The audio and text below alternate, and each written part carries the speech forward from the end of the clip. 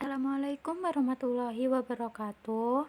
Kami dari kelompok 7 yang beranggotakan saya Dewi Aprilia dan rekan saya Diana Nasyatul Munawaroh yang akan mempresentasikan hasil kerja kelompok kami, yaitu tentang sumber-sumber hukum. Pengertian sumber-sumber hukum. Menurut Paton tahun 1972, para ahli hukum menggunakan istilah sumber hukum dalam dua arti, yaitu sumber hukum tempat orang untuk mengetahui hukum dan sumber hukum bagi pembentuk undang-undang menggali bahan-bahan dalam penyusunan undang-undang. Sumber hukum dalam arti tempat orang mengetahui hukum adalah semua sumber-sumber hukum tertulis dan sumber-sumber hukum lainnya yang dapat diketahui sebagai hukum pada saat ini, tempat dan berlaku bagi orang-orang tertentu.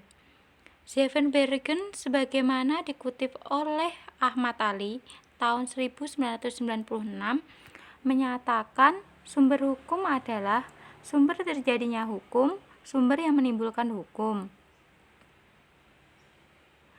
Sumber hukum menurut C.S.T. Hansil adalah segala apa saja yang menimbulkan aturan-aturan yang mempunyai kekuatan yang bersifat memaksa, yakni aturan-aturan yang dilanggar akan mengakibatkan suatu sanksi yang tegas dan nyata. Menurut Bahir Manan, sumber hukum harus memerlukan kehati-hatian. Tanpa kehati-hatian dan kecermatan yang mendalam mengenai apa yang dimaksud dengan sumber hukum dapat menimbulkan kekeliruan, bahkan menyesatkan. Secara umum, sumber hukum dibagi menjadi dua. Yang pertama, sumber hukum material. Sumber hukum material adalah tempat atau asal mula dari mana hukum itu diambil. Sumber hukum material berkaitan erat dengan keyakinan atau perasaan hukum individu dan pendapat umum yang menentukan isi hukum.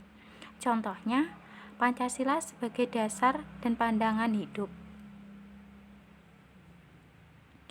Hal-hal yang mempengaruhi pembentukan hukum material seperti 1. Pandangan hidup, 2. Hubungan sosial dan politik, 3. Situasi ekonomi, 4. Corak peradaban, agama dan kebudayaan, 5. Letak geografis dan konfigurasi internasional. Yang kedua adalah sumber hukum formal. Sumber hukum formal adalah sumber hukum yang dikenal dan digali dalam bentuknya atau peraturan perundang-undangan. Karena itu, sumber hukum formal sangat diketahui dan ditaati sehingga memperoleh suatu kekuatan hukum.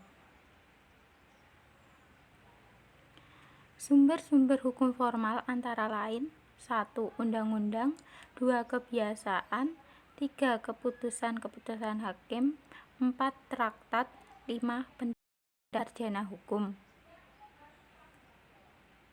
Sekian presentasi dari kelompok kami. Bila ada kurang lebihnya kami mohon maaf. Sekian, wassalamualaikum warahmatullahi wabarakatuh.